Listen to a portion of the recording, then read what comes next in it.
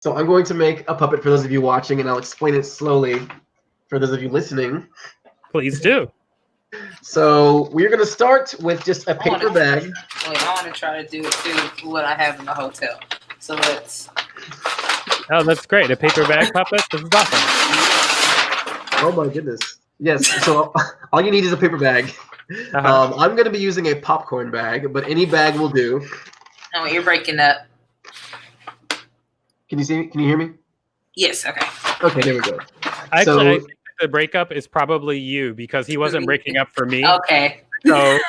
So you don't have to mention it anymore because I think we're all getting it just fine. Okay, as long as everybody else gets it. Yeah. So what you're going to need a few things. So there is your bag. You're going to need glue, like a glue stick. Right now, because of where my studio is at, I don't know where my glue stick is, so I'm using the hot glue. But I would suggest just use it because it's just paper, so a glue stick is fine. You are going to need to create, and for a lot of these things, you can cut these things out of construction paper. I'm using googly eyes for my paper right here. For hair, I got a lot of string that we're going to cut up to make the hair. Okay. My puppets, and then you go to Michael's, you go to Joann's, any of those places will have just fun little colorful balls. I have a bunch of these little just felt cloth balls. That's going to be the nose. And so, in case you did not have these arts and crafts when you were very young, so we're going to take our bag. Let me get my glue. This puppet isn't going to have arms, but this puppet is still valid. Yes. So you take out your glue. Pom-poms. That's what they're called. Yeah. Pom-poms.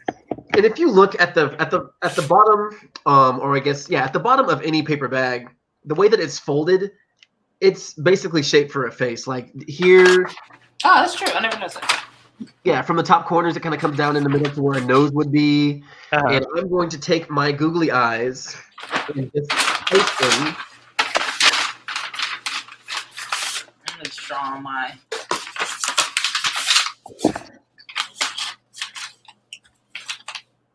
Here we go. And we place both of those eyes right near the crease where the nose appears. Great, got it. I want my puppet to have a green nose because that's my favorite color. And so our puppet is not going to be a mouth breather.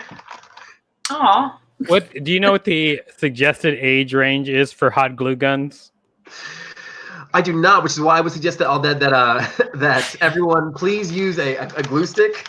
I'm going to say unless you are, we'll say like middle school over, because the glue guns are hot, and so I would definitely very much appreciate if everyone would use a glue stick instead. The glue stick will not burn you, but a hot glue gun can.